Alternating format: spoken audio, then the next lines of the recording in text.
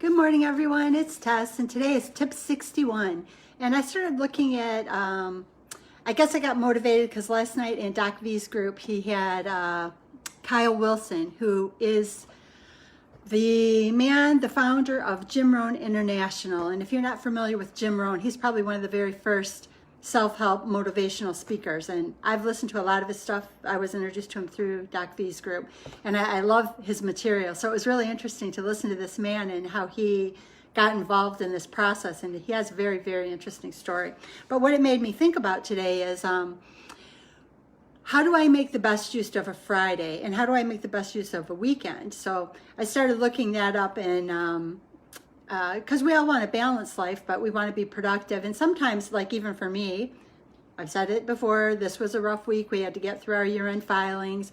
You know, you get burned out. How do you move forward? What do you do to keep yourself in the game? And what's the best use of our weekends? And I'm not saying that we need to be busy, you know, working 24/7, but where's the balance, and what do we want to do to move forward?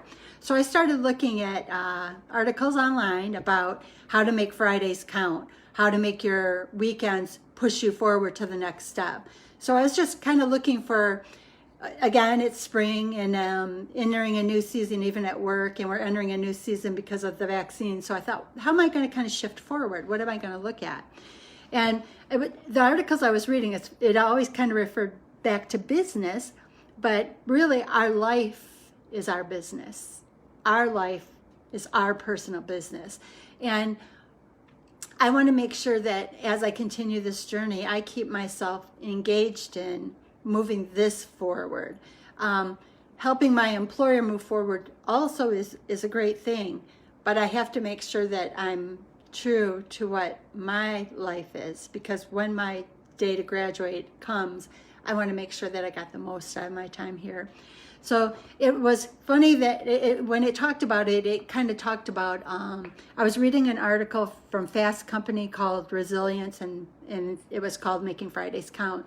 And what it kind of talked to is you need to kind of take a look at your work week. Was your work week crazy, busy, and you just burned yourself completely out?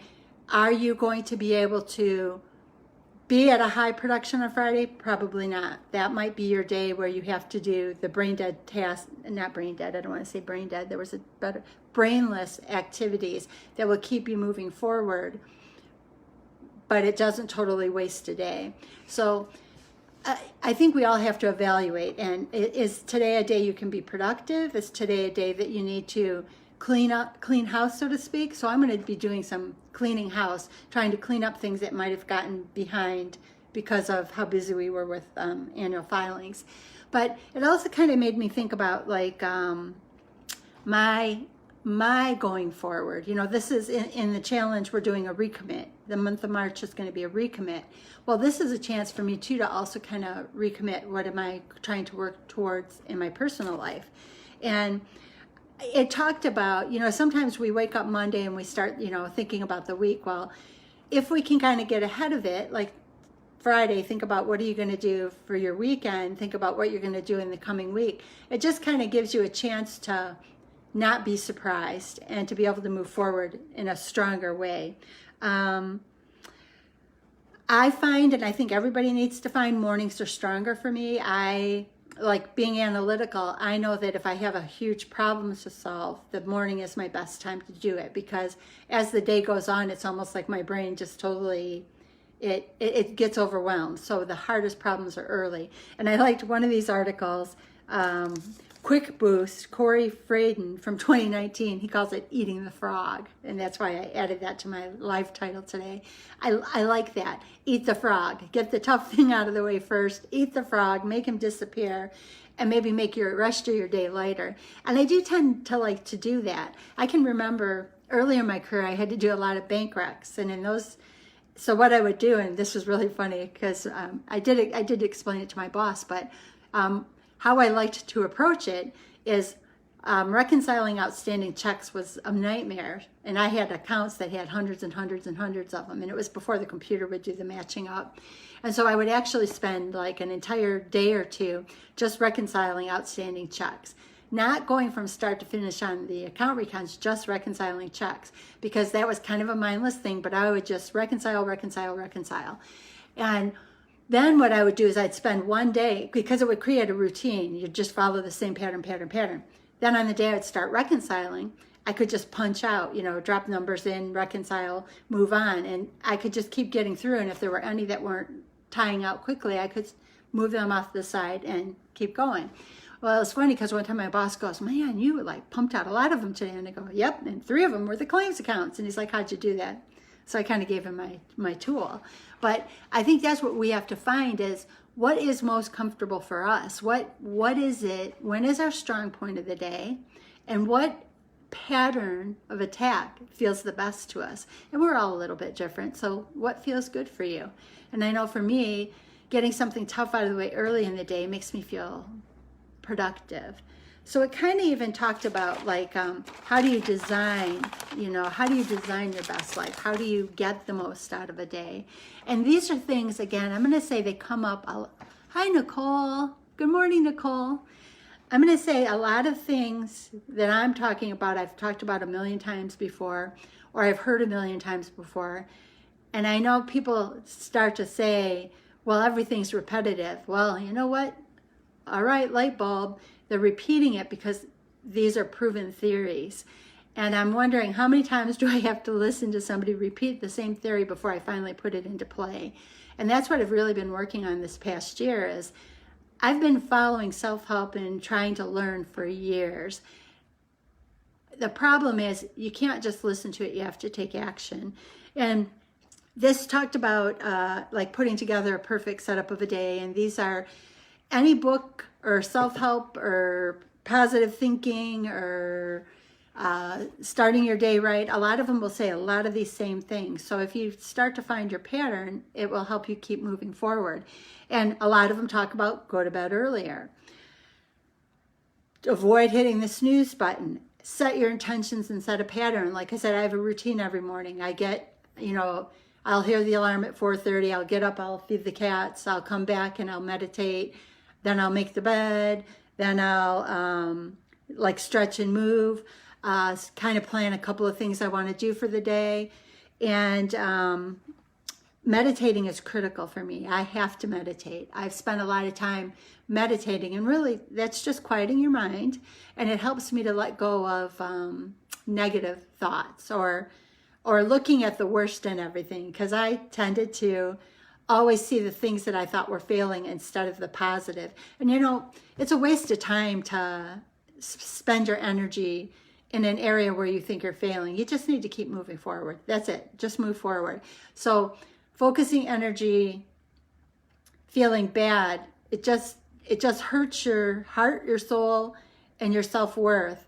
You just got to just move forward. So I decided now, as this weekend gets started, what am I going to do to eat the frog?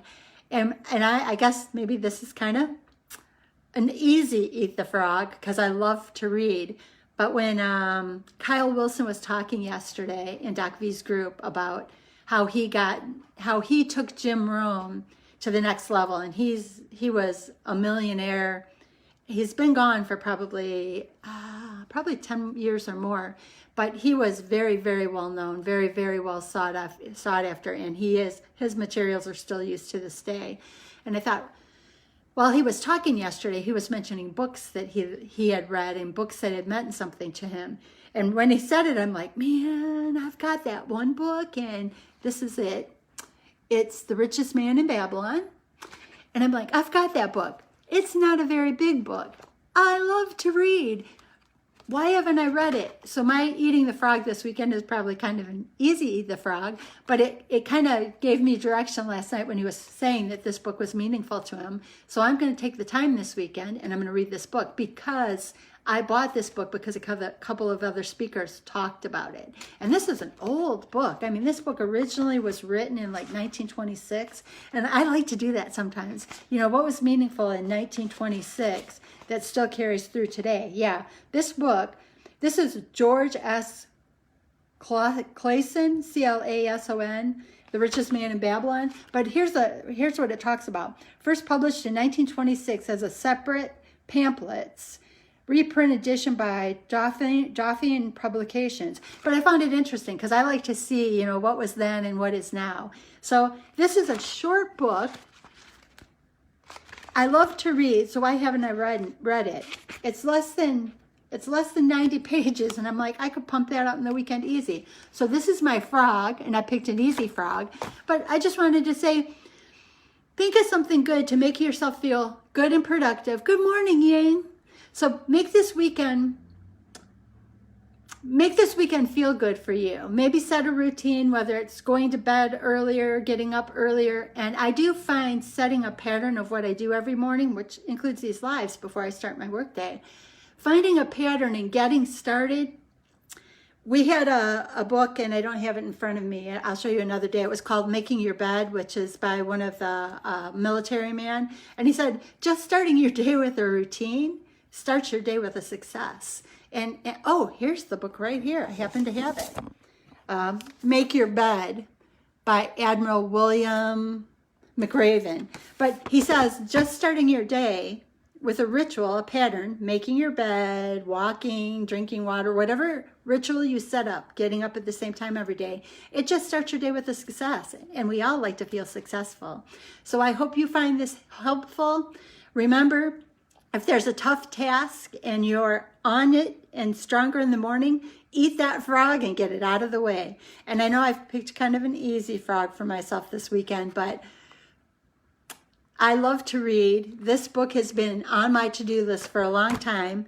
Kyle Wilson, talking about it yesterday, just reiterated that now that I'm getting ready to start fresh again and committing to a different way as we spring forward, I want to start to educate myself a bit. And I wish for you a happy, enjoyable, adventurous, productive weekend that finds all the beautiful things. So thank you. You have a beautiful day. Oh, thank you, Nicole. I hope your weekend is amazing. Make sure there's lots of fun, love, and enjoyment, and make it matter. Have a beautiful day. Thank you.